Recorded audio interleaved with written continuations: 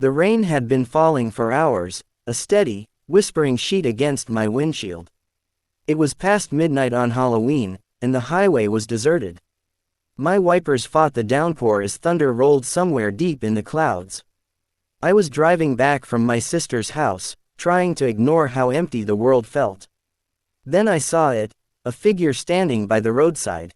A woman, pale, soaked, her hair plastered to her face. She didn't move, didn't wave, just stared as my headlights swept over her. I slowed down for a moment, but when I looked again, she was gone. The air inside the car grew colder. The GPS rerouted me through a wooded back road. I knew it wasn't smart, especially in this storm, but I was tired. The trees leaned close on either side, their branches twitching in the wind. My tires splashed through puddles. And then, over the sound of the rain, I heard it, a faint tapping. At first, I thought it was just a branch. But it kept going, a slow, deliberate knock on the roof of my car. I stopped. The tapping stopped too. When I stepped out, rain soaked my clothes instantly. There was nothing on the roof, nothing but wet leaves. But as I got back in, I caught something in the rearview mirror. A pale face, pressed against the foggy back window. I floored the gas pedal until I saw lights ahead, an old farmhouse, its porch light flickering through the storm. My engine sputtered, died, and I coasted to a stop right in front. I ran up the steps and banged on the door, shouting for help. The door creaked open on its own. Inside smelled of dust and wet wood.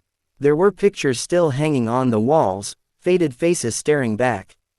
A clock ticked faintly somewhere, even though the hands didn't move. Then came a whisper behind me. "Why did you stop?" I spun around. Nothing. Just the open door swinging in the wind. Lightning flashed, illuminating the hallway. For a split second, I saw muddy footprints leading to a door at the end. They weren't mine. They were bare, small, like a child's. The footprints ended at the basement door, where a light flickered beneath. Every instinct screamed, "Don't go down there." But something pulled me, curiosity, maybe, or fear itself. I opened the door slowly. The basement smelled of rotten rainwater. The single light bulb swayed, casting long shadows across old furniture and broken toys. And in the far corner, I saw her. The same soaked woman from the roadside, sitting on a chair, head tilted. She raised her head slowly, eyes hollow and black as the storm outside. Water dripped from her fingertips onto the dirt floor. "You stopped for me," she said, voice like wet paper tearing. The light flickered once, twice, then went out completely. In the dark, I heard footsteps coming closer, soft and wet. My phone light barely cut through the blackness, and then I saw her face inches from mine. The last thing I heard before the power died completely was a whisper against my ear. "You shouldn't have looked back."